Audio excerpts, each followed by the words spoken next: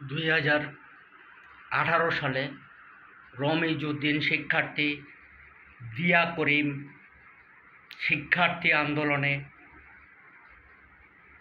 প্রেক্ষিতে 2018 সালে পরিবহন আইন নামে একটি আইন করা হয়। 2024 আজ পর্যন্ত তা পূর্ণ বাস্তবায়ন হয়নি। সর্বশেষ 2024 জুনেও সে আইনটির অনেকগুলো ধারা শিথিল করা হয়।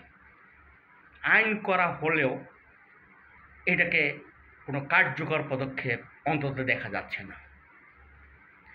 আইন করে যদি অপরাধীর পরামর্শে আইন সংশোধন করতে হয়, সে আইন করেই বা লাভ কি?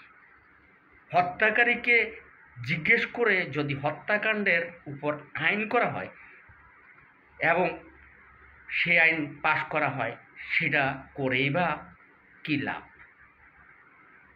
2018 সালের যে আইন হয়েছে তা আজ পর্যন্ত কারো কি কোনো সাজা হয়েছে?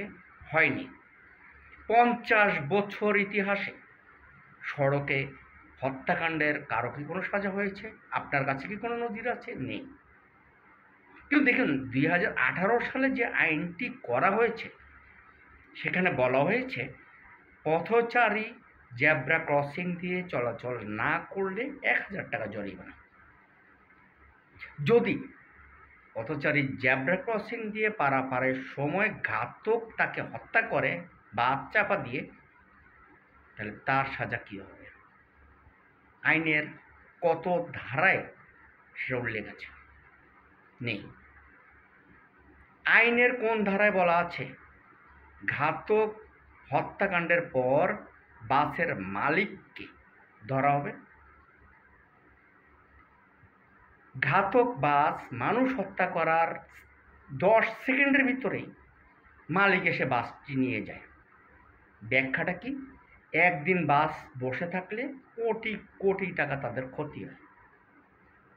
আর মানুষ যে মরল সেটা আইনের কোনো বিধান নেই। কারণ বাসটা দিয়ে দিতে হবে, কারণ আদারওয়াইজ মালিকের অনেক ক্ষতি হয়ে যাবে। তাহলে আপনি সড়কের হত্যাকাণ্ডকে উৎসাহিত করছেন। আসুন সকলে পরিবহন আইন 2018-তে যেটা করা হয়েছিল সেটা সংস্কারের দাবিতে সকলেই এগিয়ে আসুন।